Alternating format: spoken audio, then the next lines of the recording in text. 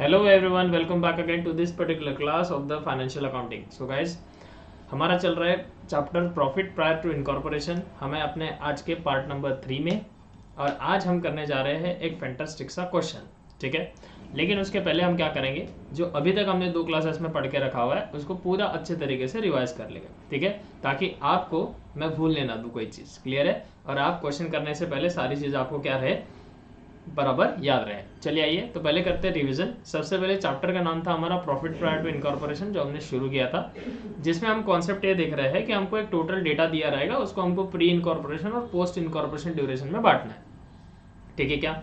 सबसे पहले हमने देखा कि जब कोई कंपनी अपना बिजनेस को क्या करती है, एक्वायर करती है। ये जो मैं रिवाइज कर रहा हूँ ये ऊपर चल रहा है, ये जो चीज़ मैं स्क्रीन पे दिखा रहा हूँ वो चीज़ आपकी रिवाइज हो रही है, ये बात ध्यान रखना। ठीक है, तो सबसे पहले हमने देखा था कि डेट ऑफ एक्विजिशन, जिस दिन कोई कंपनी दूसरे कंपनी का बिजनेस टेक ओवर करती है उस दिन को बोलते हैं।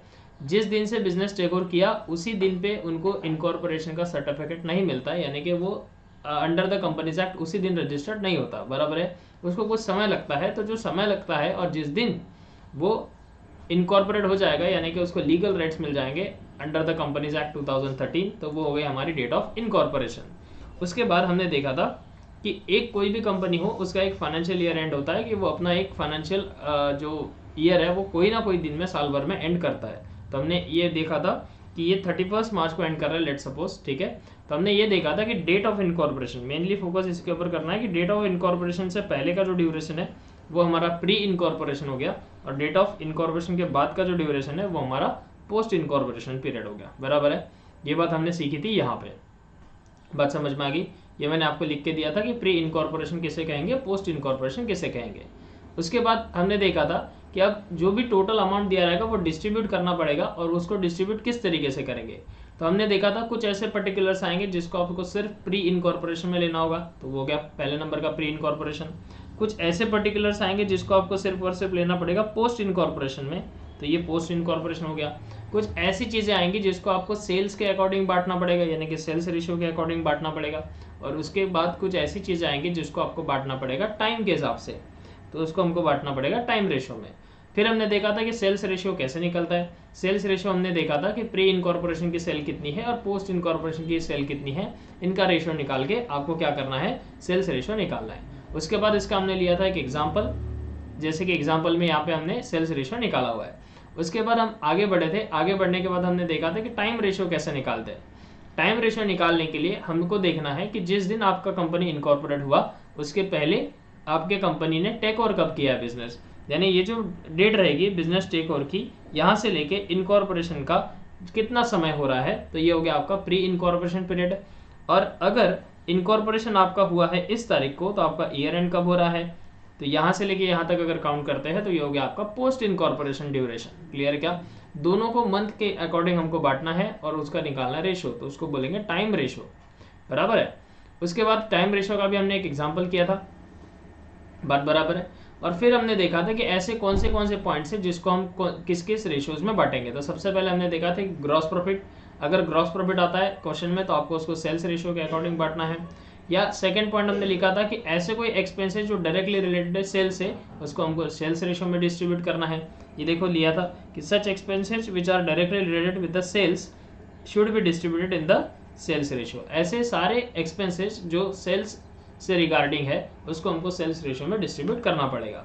एग्जाम्पल हमने दिया था advertisement, selling commission, discount allowed, bad debts, salesman salaries, travelling expenses, delivery van expenses etcetera. ऐसे सारे एक्सपेंसेस जो अकॉर्डिंग मतलब डिपेंड करते हैं सेल्स के ऊपर है, तो उसको हम सेल्स रेशियो में बांटेंगे। उसके बाद हमने देखा था फिक्स्ड एक्सपेंसेस अगर आते हैं तो उसको हमको बांटना है टाइम रेशियो में, यानी कि ऐसे खर्चे जो टाइम के समय का हम पैसा देते हैं, जैसे कि एग्जांपल सैलरी 1 महीने की देती है, रेंट 1 महीने का देते हैं यानी कि समय का देते हैं, ऑडिट अगर हम जिस ड्यूरेशन को ऑडिट करेंगे उसकी फीस देते हैं, इंश्योरेंस हम एक पर्टिकुलर समय के लिए पे करते हैं, डेप्रिसिएशन है पर्टिकुलर समय का लगाते हैं एसेट्स के ऊपर। बराबर है, तो ऐसे कोई चीज़ें हैं तो जिनको हमको बांटना पड़ेगा टाइम रेशियो में, राइट। उसके बाद हमने एक इंपॉर्टेंट चीज़ देखी थी कि expenses which are incurred after the incorporation should be wholly charge to the period of after incorporation. बराबर है क्या? मतलब मैंने आपको बताया था कि ऐसे सारे खर्चे जो इनकॉर्पोरेशन के बाद के होते हैं वो खर्चे हमको दिए हुए नहीं होते क्वेश्चन में, वो हमको आइडेंटिफाई करने होते। खर्चे दिए हुए नहीं होते इन द केस, वो प्री का है कि पोस्ट का है वो हमको दिया नहीं होता, वो हमको खुद आइडेंटिफाई करना होता है कि अच्छा हाँ ये जो खर्चा है ये पोस्ट इनकॉर्पोरेशन में जाएगा। क्लियर है क्या? उसको आइडेंटिफाई करने के लिए मैंने आपको ये चीज़ें एग्जाम्पल लिख के दी थी कि डायरेक्टर फीस आ रही है, प्रीलिमिनरी एक्सपेंसेस आ रहे हैं, इंटरेस्ट ऑन डिवेंचर्स वगैरह आ रहा है।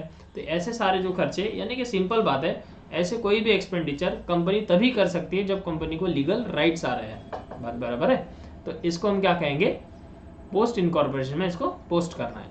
उसके बाद हमने एक इंपॉर्टेंट पॉइंट देखा था कि interest on purchase price payable to the vendor अगर आता है तो इसको टाइम रेशियो में बांटना है। इसके ऊपर हम डिटेल में और चर्चा करेंगे आगे, क्योंकि ये जो टॉपिक है ये थोड़ा सा इंपॉर्टेंट माना जाता है। जब भी इंटरेस्ट क्वेश्चन में आएगा तो आप थोड़े से कंफ्यूज ना हो, इसलिए मैं आपको पूरा एक कॉन्सेप्ट पढ़ा दूंगा। बराबर है? आप थोड़े से कंफ्यूज ना हो, इसलिए मैं पूरा कॉन्सेप्ट पढ़ाऊंगा। ठीक है सर?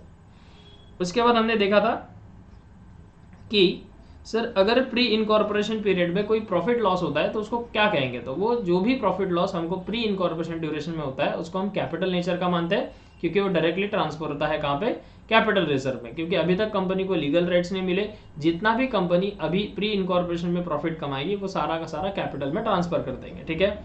और अगर लॉस हुआ तो उसको हम गुडविल के नाम पे लिख देंगे। डन? उसके बाद हमने देखा था कि अगर पोस्ट इनकॉर्पोरेशन में कोई प्रॉफिट लॉस होता है तो उसमें क्या किया जाए। तो सर इसको सिंपली हम रेवेन्यू नेचर का मानेंगे और इसको सिंपली हम प्रॉफिट एंड लॉस अकाउंट में शो करेंगे, क्योंकि अगर पोस्ट इनकॉर्पोरेशन पीरियड है तो वहां पर हम हमारे कंपनी के फाइनेंशियल स्टेटमेंट्स प्रिपेयर कर सकते हैं, क्योंकि अभी हम अपनी कंपनी को रजिस्टर्ड कर चुके हैं अंडर द कंपनीज एक्ट। अब हमारे पास राइट्स है कि हम हमारे कंपनी के लीगली फाइनेंशियल स्टेटमेंट्स को बना भी सकते हैं, प्रिपेयर भी कर सकते हैं, उसको ऑडिट भी कर सकते हैं और उसके ऊपर टैक्सेस भी फाइल कर सकते हैं। क्लियर है क्या? तो इसीलिए जो हम प्रॉफिट एंड लॉस अकाउंट बनाते हैं तो जो भी प्रॉफिट लॉस होगा वो आपका ट्रांसफर हो जाएगा P&L अकाउंट में। बराबर है? सो यहां तक हमारा प्रॉफिट प्रायर टू इनकॉर्पोरेशन हुआ था। आई होप कि यहां तक आपको समझ में आ गया है। अगर समझ में आ गया है तो फटाफट लाइक का बटन दबाइए और कमेंट में भेज दीजिए कि सर बेसिक हमारा क्लियर हो गया। ठीक है? आगे बढ़ेंगे। आगे बढ़ने से पहले एक बात बता दूं, बहुत अच्छी बात है कि आपको मिल जाएंगे आपके नोट्स। ये नोट्स अभी फिलहाल तो आप देख लो यहाँ पे स्क्रीन पे, जो भी हम क्वेश्चन सॉल्व कर रहे हैं।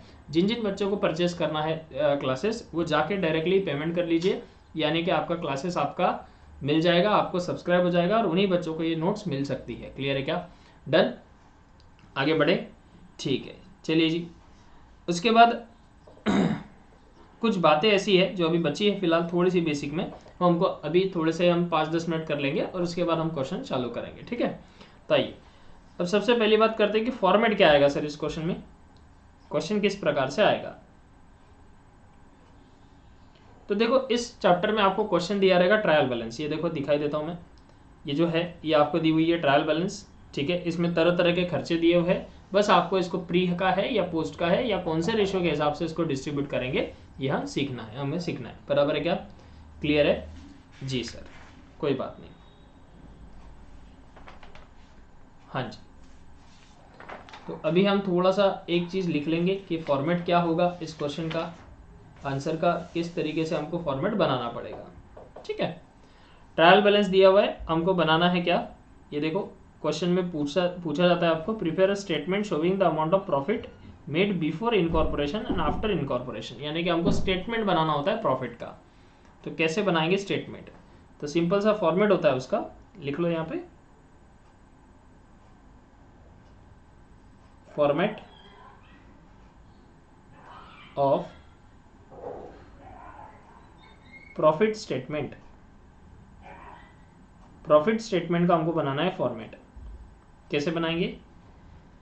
तो आपको पता है अगर प्रॉफिट एंड लॉस बनाना है तो स्टार्टिंग विद ग्रॉस प्रॉफिट, यहाँ तक तो सबका नॉलेज है कि अगर हम प्रॉफिट एंड लॉस अकाउंट बनाते हैं तो क्रेडिट साइड में सबसे पहले ग्रॉस प्रॉफिट को ट्रांसफर करते हैं। बराबर है क्या? फिर डेबिट साइड में से उसमें से कुछ कुछ एक्सपेंसेस हम माइनस करते हैं। प्रॉफिट एंड लॉस अकाउंट सबने सीखा है ना बचपन में? हाँ सर। और ये सब माइनस करने के बाद, ये सब माइनस करने के बाद, एक सेकंड ज़रा इसको मैं इधर ले लूँ।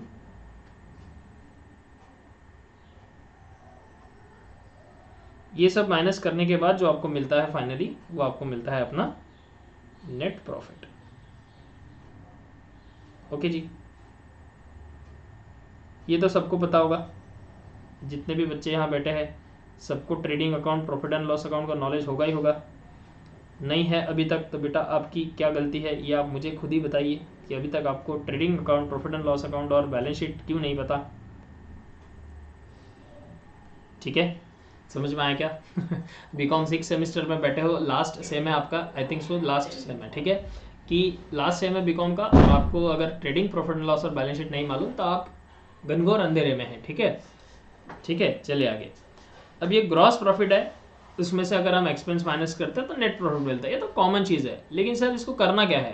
अब ये जो एक्सपेंसेस रहेंगे ना हमारे, एक सेकेंड ज़रा ऐसे कर देते हैं इसको।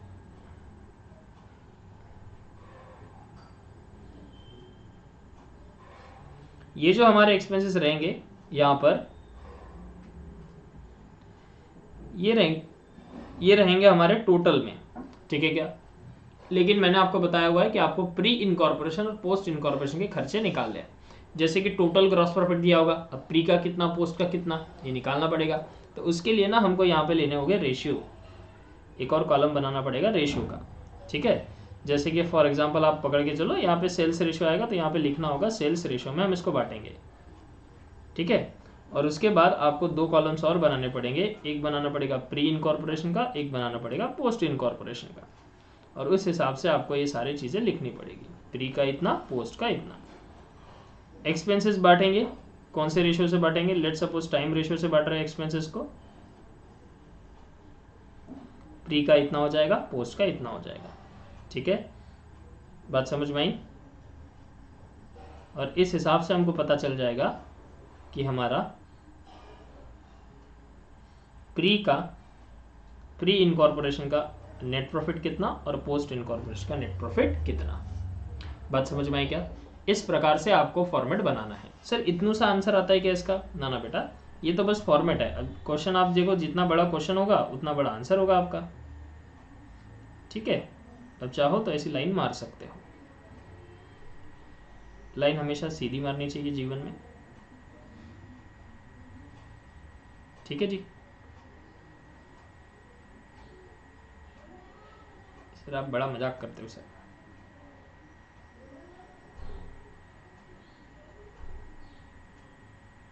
ये हमारा हो गया फॉर्मेट। मैंने अगर अच्छा बनाया है तो आपने भी अच्छा बनाना। मैं अगर ऐसा बना सकता हूँ तो आप इससे अच्छा बना सकते हो। ठीक है, डन। फटाफट नोट डाउन कर लो ये फॉर्मेट, फिर आगे बढ़ते हैं।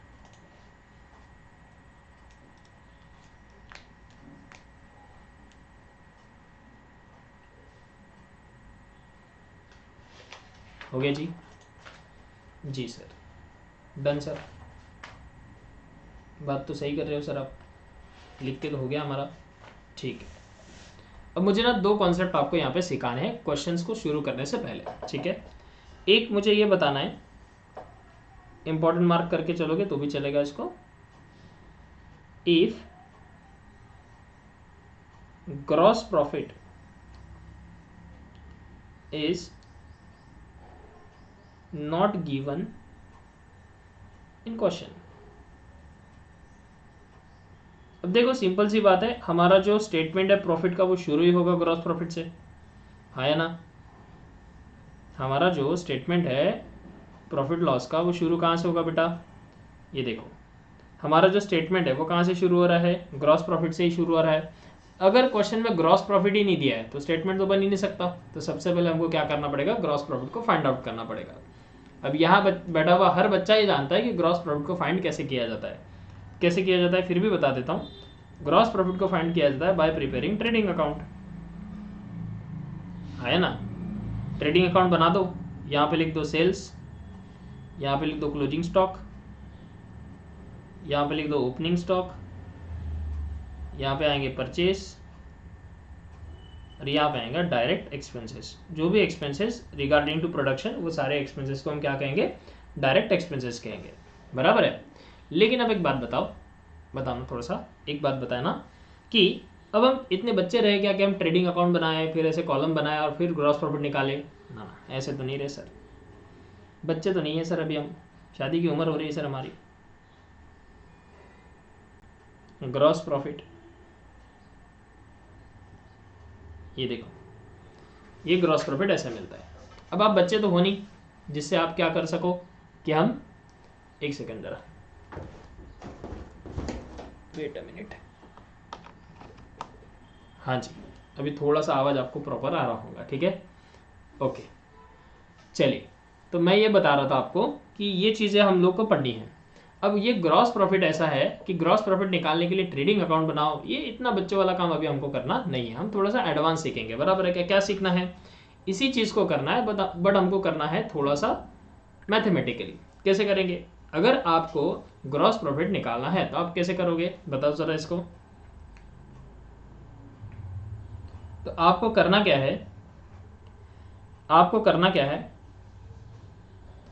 ये जो सारी चीज़ है, ये जो सारी चीज़ है जो मैं अभी हाईलाइट कर रहा हूँ, opening stock, purchase, direct expense और क्लोजिंग स्टॉक, इन सबको मिला के ना बनता है COGS। COGS मतलब जो कॉस्ट, जो गुड्स आपने सेल किए उसको लगने वाली कॉस्ट, ठीक है क्या? मतलब जैसे सपोज मैंने सेल किया है 1 लाख का, तो जो मैंने 1 लाख के गुड्स को सेल किया, ये तो मेरी सेलिंग प्राइस हो गई ना। ये जो 1 लाख रुपए है, ये तो मेरी वो प्राइस होगी जितने रुपए में मैंने चीज़ों को बेचा, है ना। अब ये चीज़ें बनाने के लिए मुझे कितना लगा होगा खर्चा? लेट सपोज 80,000 लगा, हमको खर्चा कितना लग गया?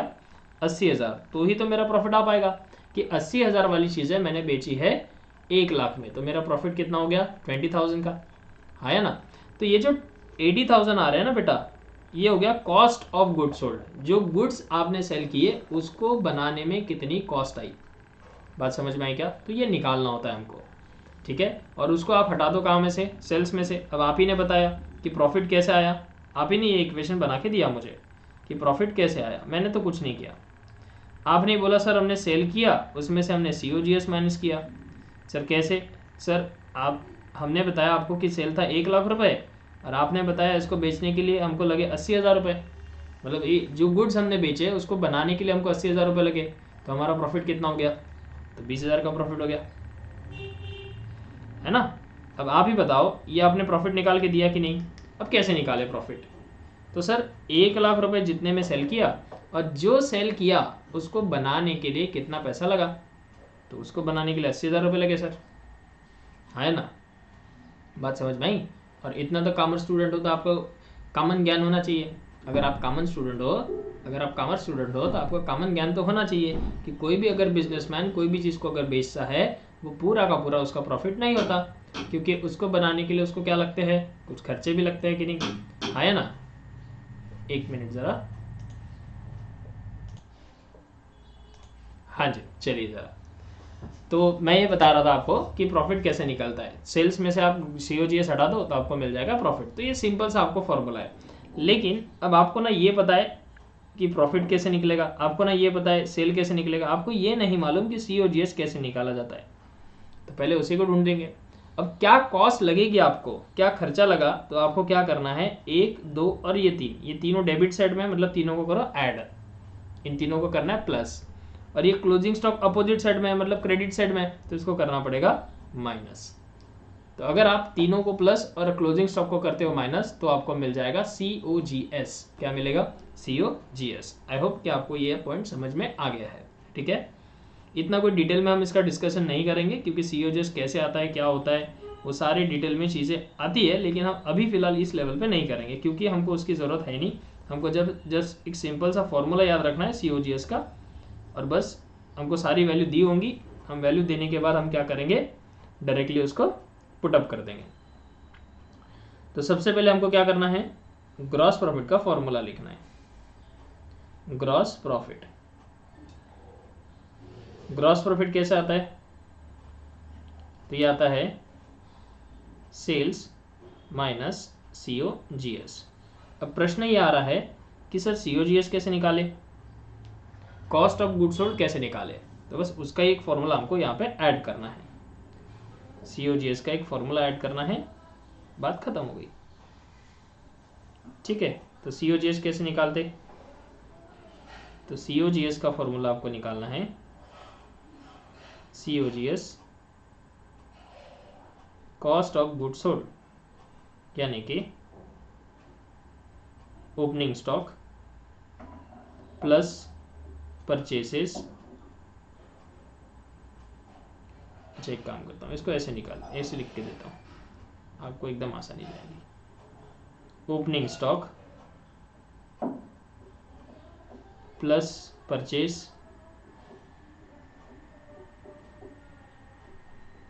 Plus direct expenses. Direct expense मतलब जो भी एक्सपेंसेस ट्रेडिंग अकाउंट के डेबिट साइड में आते हैं वो सारे डायरेक्ट एक्सपेंस। अब सर कौन से आते हैं सर? बेटा मालूम होना चाहिए ना, बीकॉम फाइनल ईयर में हो। डायरेक्ट एक्सपेंस क्या होते हैं, इनडायरेक्ट एक्सपेंस क्या होते हैं, ये मालूम होना चाहिए। सर नहीं मालूम है सर, अभी क्या करें सर? ठीक है मैं बता देता हूँ, कोई बात नहीं। डायरेक्ट एक्सपेंस मतलब ऐसे सारे खर्चे आप लेंगे जो खर्चे प्रोडक्शन के लिए यूज़ होते हैं, यानी कि अगर वो खर्चा आप नहीं करोगे तो आपका, एक सेकेंड ज़रा, ऐसे एक्सपेंसेस अगर वो खर्चे आप नहीं करोगे तो आपका प्रोडक्शन रुक जाएगा। ठीक है, ऐसे सारे खर्चे जो प्रोडक्शन से रिलेटेड होते हैं उसे हम डायरेक्ट एक्सपेंस कहते हैं। ठीक है, और वो ट्रेडिंग अकाउंट के डेबिट साइड में आते हैं। डन, बात समझ में आ गई? तो क्या होगा, अगर ग्रॉस प्रॉफिट नहीं दिया होगा तो आपको ग्रॉस प्रॉफिट निकालना पड़ेगा, और कैसे निकालेंगे? तो ऐसे निकालेंगे। डन, चलो इसको नोट डाउन कर लो फटाफट।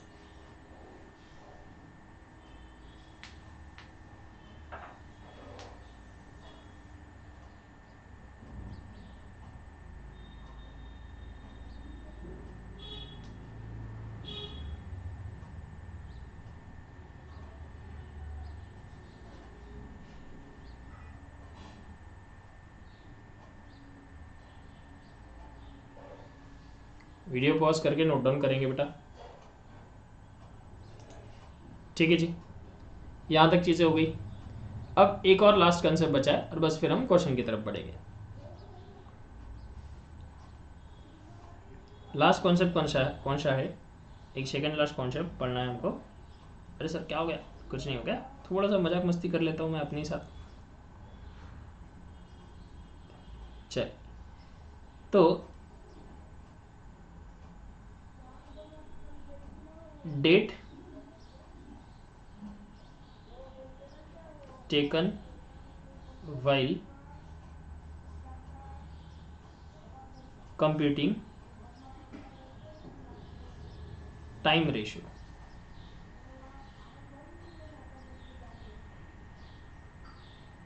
ठीक है, अब डेट्स कौन सी लेनी है टाइम रेशियो निकालते समय?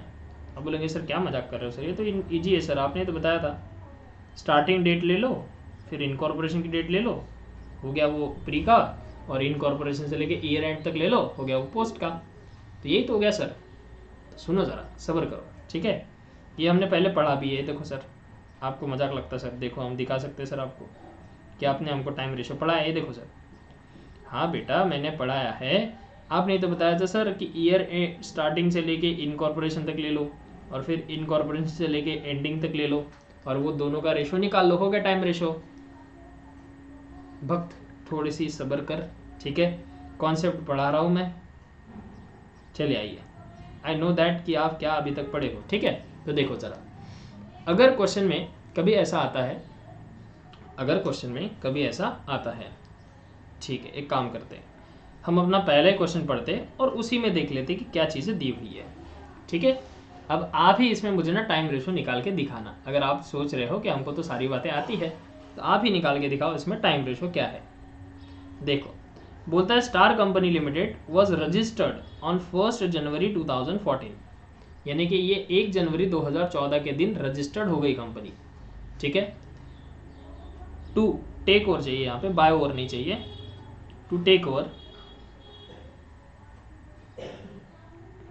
Over the business of messrs ABC limited as on 1 October 2013, जिन्होंने मेसर्स एबीसी लिमिटेड का बिजनेस टेक ओवर किया था 1 अक्टूबर 2013 को, and obtain its certificate of commencement of business on 1 February 2014, और उनको certificate of commencement of business जो मिला वो मिला 1 फरवरी 2014 के दिन।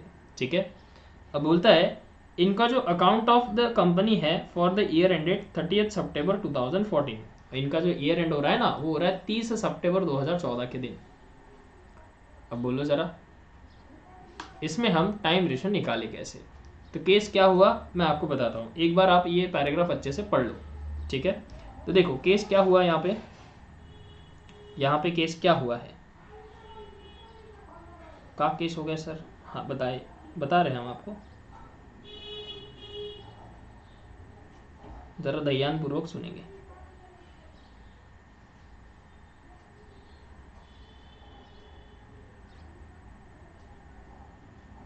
सबसे पहले तो आपको ये देखना है कि ईयर शुरू कब से हो रहा है, एंड कब हो रहा है।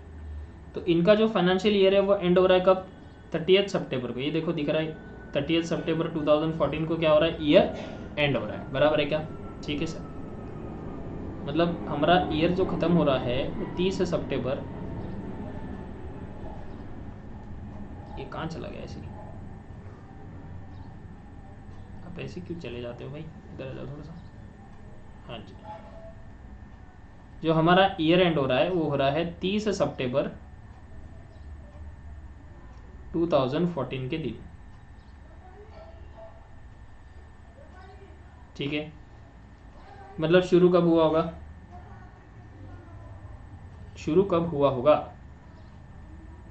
1 अक्टूबर 2013 के दिन। इस दिन ये ड्यूरेशन शुरू हुआ होगा, बराबर है क्या? ये हमारा हो गया फाइनेंशियल ईयर, अक्टूबर से लेके सितंबर तक अगले, डन। 12 महीने का फाइनेंशियल ईयर हमारा है। अब आगे उसने क्या कहा है आपसे? वो कहता है आपसे कि स्टार कंपनी रजिस्टर्ड कब हुआ? तो रजिस्टर्ड हुआ स्टार कंपनी 1 जनवरी 2014 को, रजिस्टर्ड हो गया। ठीक है, मतलब एबीसी लिमिटेड से नाम हटकर हो गया स्टार कंपनी 1 जनवरी 2014। हाँ, और आगे बोल रहा है कि इनको इनको सर्टिफिकेट ऑफ कमेंसमेंट मिला है 1 फरवरी 2014 को।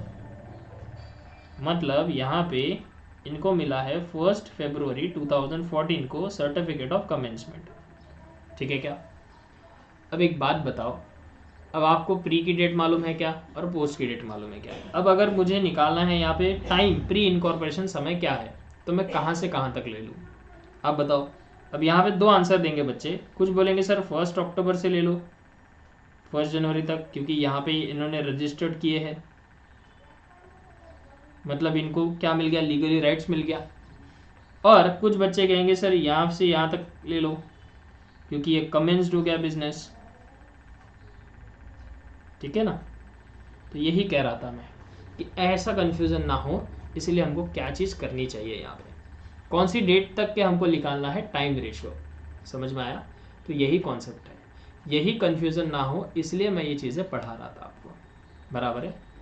जो भी हम ये कंसेप्ट पढ़ रहे हैं ना बेटा, debts taken while computing the time ratio, time ratio compute करते टाइम कौन सी डेट कब लेनी है वो मैं सिखा रहा हूँ आपको, बराबर है? अब सुनो मेरी बात। अच्छा, ये रजिस्टर्ड मतलब क्या होता है मालूम है आपको? ये रजिस्टर्ड मतलब कंपनी इनकॉर्पोरेट हो गई। अरे सर मतलब अभी तो डेफिनेटली आ गया सर, यही वाला डेट आएगा सर, हम अपने आप की कसम खा के कहते हैं सर यही वाला डेट आएगा, बिल्कुल 100% 1 जनवरी आएगा। आपने बोला था सर, ये देखो, ये इधर पड़ा है सर, आप ही ने पढ़ा है सर, ये देखो, ये इनकॉर्पोरेट डेट है ना, आप ही ने पढ़ा है सर। ऐसा नहीं, ऐसा नहीं है, थोड़ा सा सब्र करो। अब मेरी बात ध्यान से सुनना, जब कभी ऐसा प्रॉब्लम आपके सामने आए कि कौन सी डेट लेनी चाहिए, तब आपको एक बात नोटिस करनी है। अभी तक शायद ही आपने पूरे कॉमर्स के लाइफ में जो क्वेश्चन में कंपनी का नाम दिया है उसको नोटिस करके आंसर लिखा होगा। ऐसा कभी नहीं हुआ अभी तक के लाइफ में आपके, ऐसा कभी नहीं हुआ कि कंपनी के नाम के ऊपर से आपके आंसर पे फर्क पड़ रहा है, ऐसा अभी तक कभी नहीं हुआ, लेकिन अब होगा। ठीक है, अब सुनो, जब क्वेश्चन में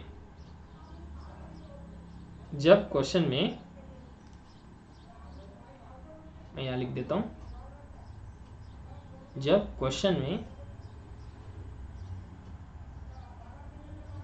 कंपनी नेम,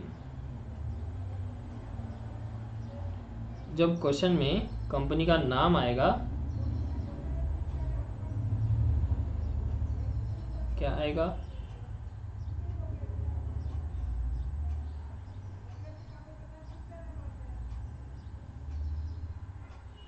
जब क्वेश्चन में कंपनी का नाम आएगा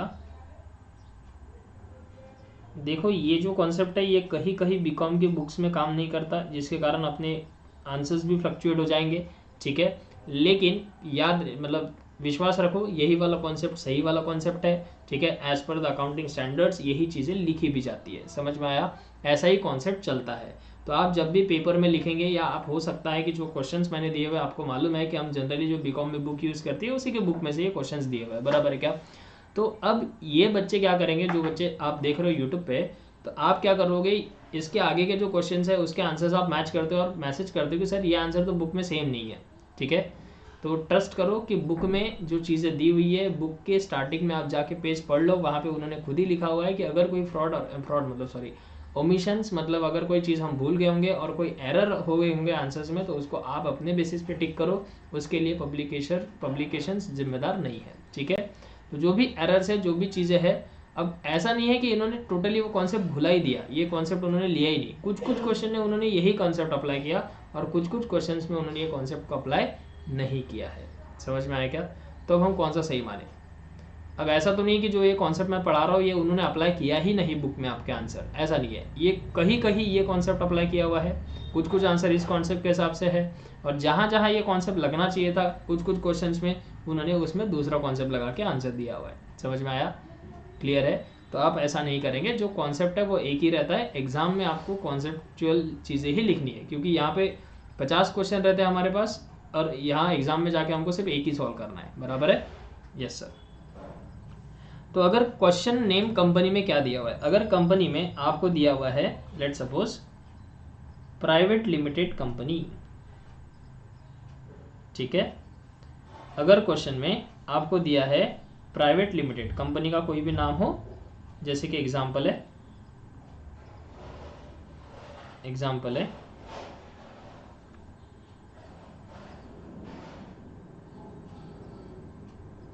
मेसर्स ABC प्राइवेट लिमिटेड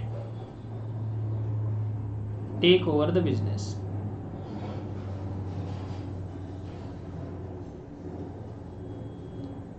ठीक है, डन ऑफ XYZ लिमिटेड।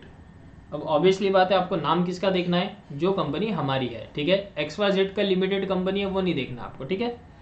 आपको सिर्फ नाम देखना है जो हमारी कंपनी है, यानी कि जो हम बिजनेस टेक ओवर कर रहे हैं। तो हमारा जो बिजनेस टेक ओवर हो रहा है वो हो रहा है ABC लिमिटेड, हम खुद है, और हमारी कंपनी प्राइवेट लिमिटेड है।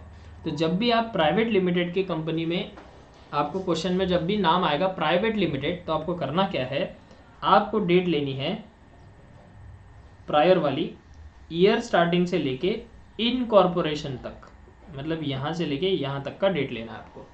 समझ में आया, यानी कि यहाँ पे आपको लेना है डेट ऑफ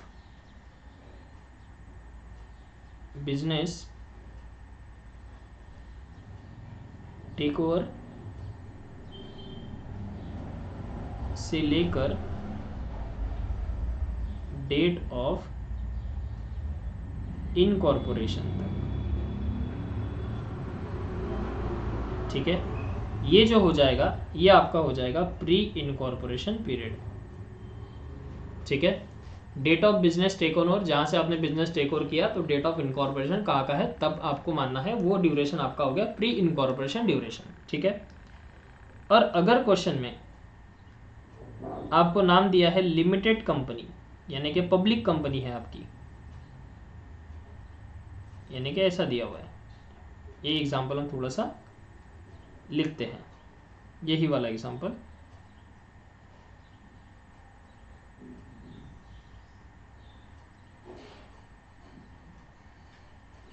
वेट मिनट थोड़ा सा,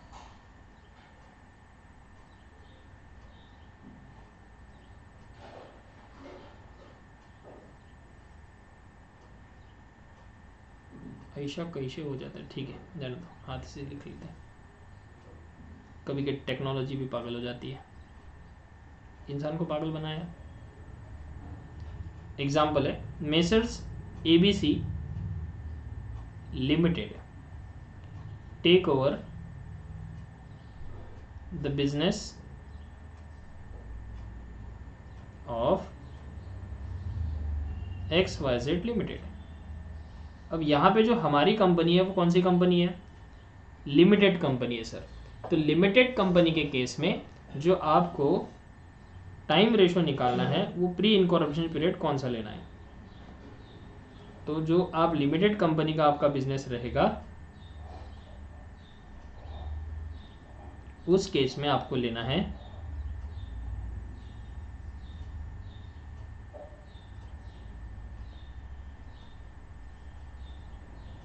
date of business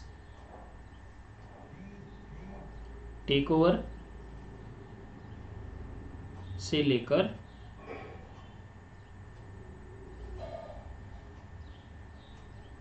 date of commencement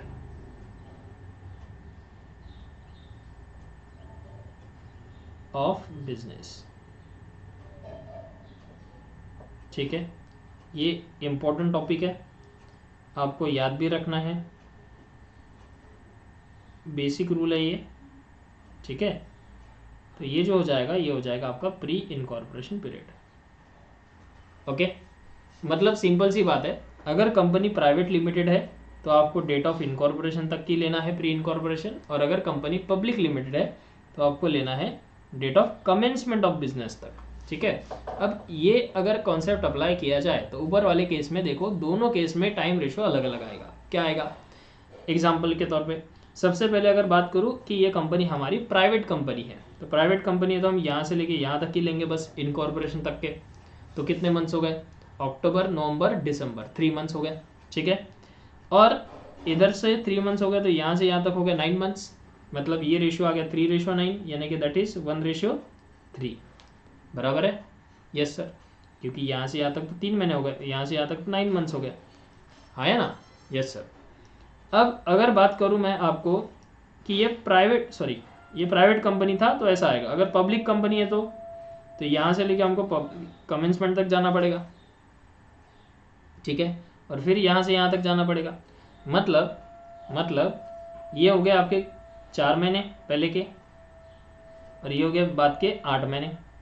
तो ये 4:8 आ जाएगा, तो ये आ जाएगा 1:2। ठीक है, अब ध्यान से सुनना कि अगर रेशियो गलत हो गया, ये देखो, अगर आपने गलती से भी एग्जाम में ये 1:3 निकाल दिया तो आंसर गलत, क्योंकि रेशियो गलत तो डिस्ट्रीब्यूशन गलत, डिस्ट्रीब्यूशन गलत तो आंसर गलत। ठीक है, क्या उसमें कोई गुंजाइश नहीं आपको मार्क्स मिलने की।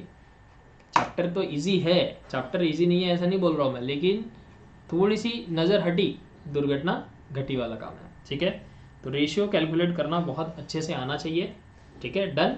तो ये हो गया आपका रेशियो का कॉन्सेप्ट। बराबर है कि अगर क्वेश्चन में हमको कंपनी का नाम देखना है, प्राइवेट कंपनी है तो date of business taken over से लेके इनकॉर्पोरेशन तक के आपको लेना है, और अगर आपको दिया हुआ लिमिटेड कंपनी तो date of business take over से लेके लेना है date of commencement of business तक के। बात समझ में आ गई क्या?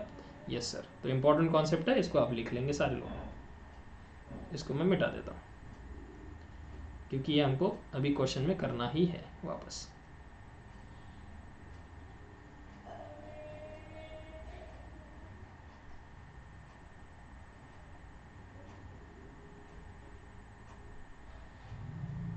ठीक है जी, चलिए अब इसे नोट डाउन कर लीजिए फटाफट, फिर बात आगे करते हैं।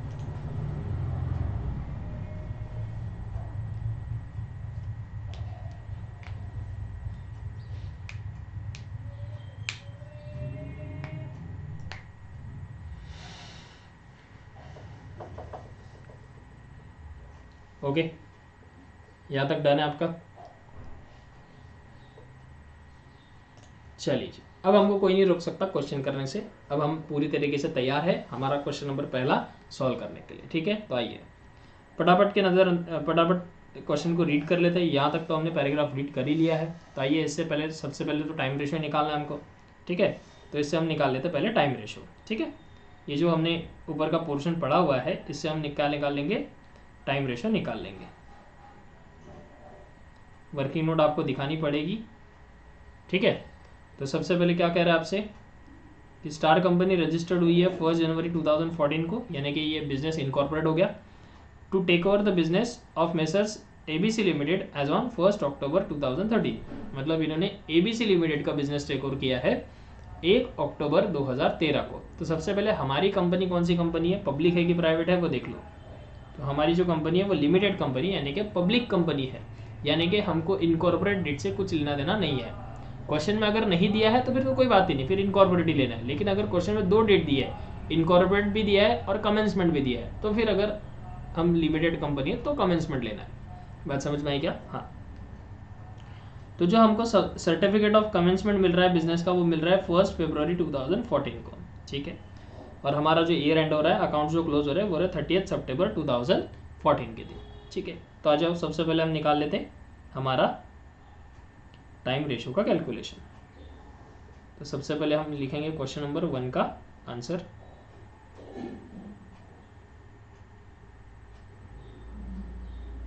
Answer number 1,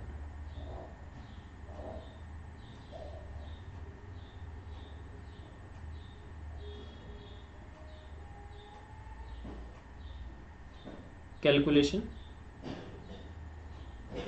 of time ratio,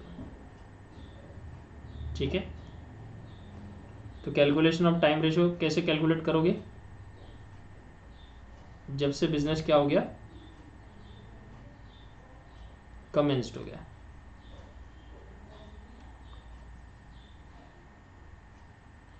यहाँ लिखेंगे बिजनेस टेकन ओवर। बिजनेस कब टेकन ओवर किया, 1 अक्टूबर 2013 के दिन। उसके बाद उनका बिजनेस रजिस्टर्ड कब हुआ,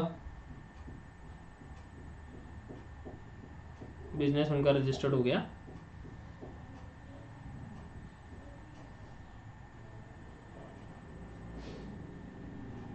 बिजनेस रजिस्टर्ड ऑन 1 जनवरी 2014, ठीक है जी। फिर उन्होंने बिजनेस कमेंस्ड कब किया, कमेंसमेंट का कब आया उनको, बिजनेस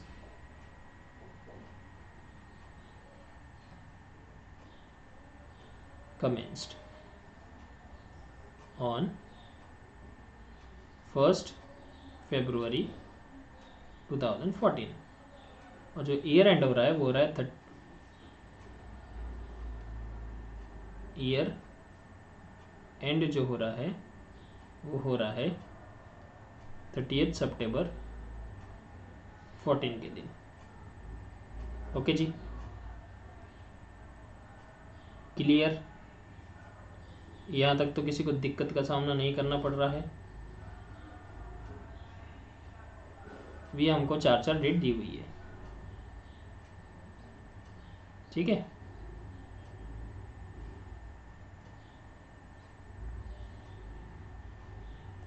ओके, अब हमको इनमें से कौन सी डेट लेनी है वो बात करेंगे। वो आपको अभी ऑलरेडी पता है, हमने अभी अभी कॉन्सेप्ट सीखा है। 1 अक्टूबर ये रहा, 1 जनवरी ये रही, 1 फरवरी ये रहा और 30 सितंबर ये रहा, ठीक है। हमको कहाँ से कहाँ तक काउंट करना है, तो हमारी कंपनी है लिमिटेड कंपनी, यानी कि हमको कमेंसमेंट डेट लेनी है, ठीक है। तो कमेंसमेंट डेट हमारी कहाँ से कहाँ तक है, कमेंसमेंट डेट जो हमारी आ रही है वो आ रही है यहाँ से लेके यहाँ तक। तो काउंट करो कितने मंथ्स हो गए, तो ये मंथ हो गए 4 मंथ्स, और यहाँ से लेके ईयर एंड कितने मंथ का हो रहा है, ये हो गए 8 मंथ्स, ठीक है। ये भी डायग्रामेटिकली मैं बता रहा हूँ, बाद में आप नॉर्मली करोगे तो भी चलेगा, क्योंकि वर्किंग नोट पेपर में हम डायग्रामेटिकली करेंगे तो टाइम जाएगा ज़्यादा, बराबर है। बाद में नॉर्मली कैसा करना है वो भी बता दूंगा मैं, ऐसा कुछ नहीं है। तो ठीक है, तो देयरफॉर टाइम रेशो कैसा हो जाएगा, pre incorporation period ratio post incorporation period. Pre incorporation period है 4 मंथ्स का, प्री इनकॉर्पोरेशन पीरियड है 4 मंथ्स का और पोस्ट इनकॉर्पोरेशन पीरियड है 8 मंथ्स का। तो देयरफॉर ये हो जाएगा 4:8 which is 1:2। Therefore the time ratio is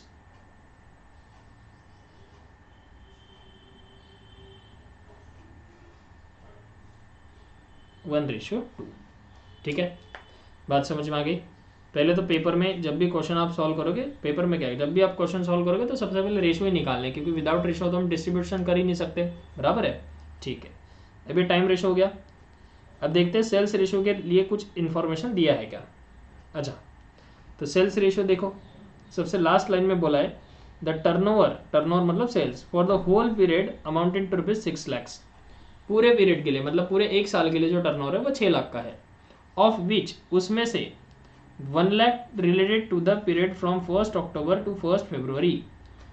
अब देखो ये ऐसा क्वेश्चन है, इसमें ना हिंट भी दिया था कि प्री इनकॉर्पोरेशन पीरियड कौन सा है, क्योंकि यहाँ पे सेल दिया हुआ है आपको प्री इनकॉर्पोरेशन से लेके, मतलब date of business taken over से लेके कमेंसमेंट तक की डेट भी दी हुई है कि इसका सेल इतना है भाई, 1 लाख रुपीज़। ठीक है, तो सिंपल है। सेल्स रेशियो कैसे निकालेंगे, तो सेल्स रेशियो निकालेंगे अगला हेडिंग डाल के, calculation of sales ratio. Sales ratio निकालो आओ।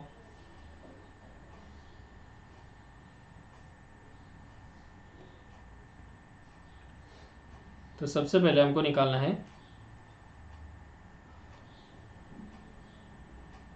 प्री इनकॉर्पोरेशन सेल, हमको दिया हुआ है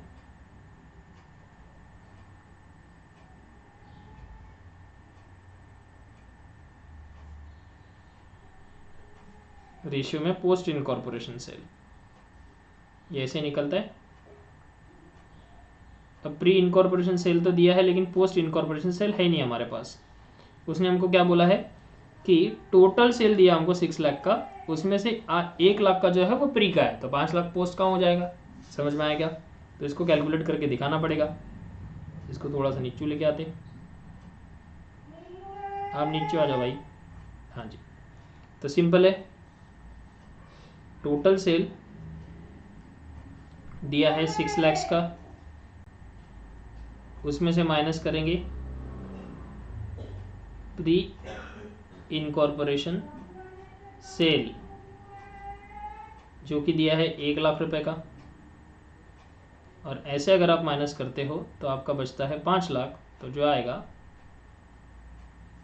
पोस्ट इनकॉर्पोरेशन सेल। डन। और अभी रेशो निकाल लो, ये बच्चों वाला मैथ्स है। ठीक है, प्री इनकॉर्पोरेशन का जो है वो है 1 lakh rupees sale, post incorporation का सेल जो आया वो आया 5 लाख रुपीज। तो देयरफॉर जो रेशियो आ रहा है वो आ रहा है 1:5। तो ये हमारा हो गया सेल्स रेशियो भी। सेल्स रेशियो जो आया 1:5 आ गया। डन, बात समझ में आ गई। तो अभी तक 2 रेशियो हमने निकाल लिए, एक हो गया सेल्स रेशियो, एक हो गया टाइम रेशियो, बराबर है? पक्का? आगे बढ़े? जी सर। ठीक है, चलो अब क्वेश्चन को पढ़ लेंगे कि ग्रॉस प्रॉफिट दिया है क्या क्वेश्चन में, क्योंकि ग्रॉस प्रॉफिट भी देखना जरूरी है, क्योंकि क्वेश्चन स्टार्ट ही होता है कहाँ से? ग्रॉस प्रॉफिट से। अगर ग्रॉस प्रॉफिट नहीं है तो हम क्वेश्चन शुरू ही नहीं कर सकते, बराबर है क्या? तो ये देखो यहाँ पे ग्रॉस प्रॉफिट दिया हुआ है, मतलब there is no need to calculate the gross profit, बराबर है क्या? तो ग्रॉस प्रॉफिट हमारे पास दिया हुआ ऑलरेडी है। ठीक है, फिर तो अब सारी चीज़ें हो गई, अब कुछ बचा ही नहीं है। अब काम करते हैं और फटाफट सॉल्व करते हैं इस चीज़ को। क्लियर है? Yes sir. तो फटाफट सॉल्व करेंगे? जी सर, सॉल्व तो करेंगे। Okay sir. अब यहाँ पे सबसे पहले आप मुझे बता दो कि कौन सी चीज़ें कौन से रेशो में आएगी और कहाँ कहाँ कौन सी चीज़ें जाएगी, है ना?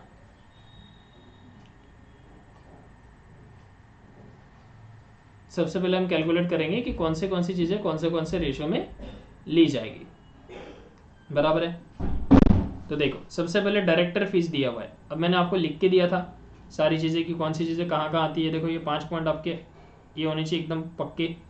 ये देखो यहाँ दिख रहा है डायरेक्टर फीस दिख रहा है क्या जो लिख के दिया था। डायरेक्टर फीस क्या बोल रहा है, expenses which incurred after the incorporation should be wholly charge to the period of after incorporation, मतलब ये पोस्ट इनकॉर्पोरेशन में जाएगा, है ना। तो इसके सामने हम लिख के रखेंगे जो जो चीज़ें जहाँ जहाँ जाएंगी। तो जो डायरेक्टर फीस है वो जाएंगे हमारी पोस्ट इनकॉर्पोरेशन में। उसके बाद है ऑडिटर फीस, तो ऑडिटर फीस कहाँ जाएगा, ऑडिटर फीस जो है वो कहाँ जाएगा बताइए ज़रा। तो ऑडिटर फीस भी जाएगा हमारा एक्चुअल मतलब ये कहाँ लिख दिया मैंने, गलती से यहाँ लिख दिया क्या, ये डायरेक्टर फीस। ऑडिटर फीस भी हमारा पोस्ट में जाएगा, ठीक है। रेंट रेट एंड टैक्सेस ये कौन से रेशो में बांटा जाता है, तो सर ये टाइम रेशो में बांटा जाता है ना। जो रेंट रेट एंड टैक्सेस है वो कौन से रेशो में बांटा जाएगा, टाइम रेशो में बांटा जाएगा, बराबर है। उसके बाद आगे बात करते हैं, एक सेकंड जरा मैं अपनी नोट्स ले लूँ यहाँ पे, आप इधर हो जाइए, हाँ जी। उसके बाद हमारे पास है बैड डेट्स, बैड डेट्स बाद में देखते हैं क्या करना है बैड डेट्स का। सैलरीज कौन से रेशो में बांटी जाती है, टाइम रेशो में, क्योंकि सैलरी समय के हिसाब से दी जाती है। एडवर्टाइजिंग, एडवर्टाइजिंग मतलब ये सेल्स के लिए रहता है, तो ये हो गया सेल्स रेशो में डिस्ट्रीब्यूट करेंगे इसको। ट्रेवलर्स एक्सपेंसेस एंड सैलरीज, तो ये भी सेल्स रेशो में जाएगा। एक सेकंड जरा, ट्रैवलर एक्सपेंसेस हमने कहाँ लिखा था, सेल्स रेशो में लिखा था, बराबर है। ये ट्रैवलर्स एक्सपेंसेस ही है बस, एंड सैलरीज क्यों लिखा है यहाँ पे पता नहीं, ठीक है जान दो। यस, ये सेल्स रेशो में जाएगा। उसके बाद कमीशन ऑन सेल, ये तो नाम में ही दर्शन दे रहा है कि भाई मैं सेल्स रेशो में जाऊंगा। जनरल एक्सपेंसेस, जनरल एक्सपेंसेस ये कहाँ जाएंगे बताइए, जनरल एक्सपेंसेस ये कहाँ जाएंगे, सर ये तो जनरल खर्चे हैं, हाँ तो जनरल खर्चे है तो ऐसा बोला है कि सेल्स के लिए किए हुए, नहीं, सेलिंग एक्सपेंसेस सेल्स रेशो में जाते हैं, जनरल एक्सपेंसेस ये टाइम रेशो में बांटे जाएंगे। उसके बाद डिबेंचर इंटरेस्ट है, डिबेंचर इंटरेस्ट मतलब डिबेंचर कंपनी ने इशू किया होगा और उसके ऊपर कंपनी क्या पे कर रही है, इंटरेस्ट पे कर रही है। अब सिंपल सी बात आपको बताऊं कि जब भी कंपनी डिबेंचर पे इंटरेस्ट पे करती है तो कंपनी ने डिबेंचर ऑलरेडी इशू किए होंगे। अब डिबेंचर इशू कब कर सकती है कंपनी, जब उसके पास लाइसेंस हो, बराबर है कि नहीं, यानी कि जब वो इनकॉर्पोरेट हो, जब उसके पास इनकॉर्पोरेशन का सर्टिफिकेट आ जाए तब जाके कंपनी क्या कर सकती है, डिबेंचर को इशू कर सकती है। तो ये जो हो गया ये जाएगा हमारा पोस्ट में। प्रीलिमिनरी एक्सपेंसेस भी पोस्ट में जाएंगे। डेप्रिसिएशन हमारा कौन से इसमें बढ़ता है, तो डेप्रिसिएशन टाइम में बढ़ेगा क्योंकि 1 साल का डेप्रिसिएशन लगता है। प्रिंटिंग एंड स्टेशनरी भी टाइम रेशो में ही बढ़ेगा। जो सेल्स से रिगार्डिंग नहीं है और वो प्री और पोस्ट में भी नहीं जाते, वो टाइम रेशो में जाएंगे, ठीक है क्या, ये बात आपने ध्यान रखनी है अच्छे से। ओके जी, यहाँ तक सबको सारी चीज़ें क्लियर है। Yes sir. ये जो इंटरेस्ट ऑन वेंडर है ना, ये कॉन्सेप्ट ना मैं कल पढ़ाऊंगा आपको, क्योंकि ये कॉन्सेप्ट थोड़ा सा लंबा है। आज हम यही तक क्वेश्चन करते और ये वाला जो पॉइंट है, ये वाला पॉइंट मैं आपको कल समझा दूंगा, बराबर है, बात समझ में आ गई। Yes sir. तो एक काम करते, आज का जो क्वेश्चन है वो यही तक करते। अब ये मैंने लिख के तो दिया है कि कौन सी चीज़ें कौन से रेशो में जाती है, इसको फॉर्मेट वाइज कैसे सॉल्व करना है पूरा तरीके से, ये हम कल देखेंगे। कल इस क्वेश्चन को पूरा सॉल्व करेंगे, लेकिन सॉल्व करने से पहले मैं आपको सिखाऊंगा ये वाला कॉन्सेप्ट, इंटरेस्ट टू वेंडर्स वाला कॉन्सेप्ट। ये भी थोड़ा सा एक लंबा कॉन्सेप्ट है, जैसे कि हमने ये कॉन्सेप्ट पढ़ा अभी कैलकुलेशन ऑफ टाइम रेशियो वाला, ऐसा ही ये कॉन्सेप्ट है और उस हिसाब से हम क्या करेंगे, ये क्वेश्चन को कंप्लीट कर लेंगे, ठीक है। तो बस आज की क्लास में इतना ही, मिलते हैं कल की क्लास में, तब तक के लिए bye bye, take care and God bless you बेटा।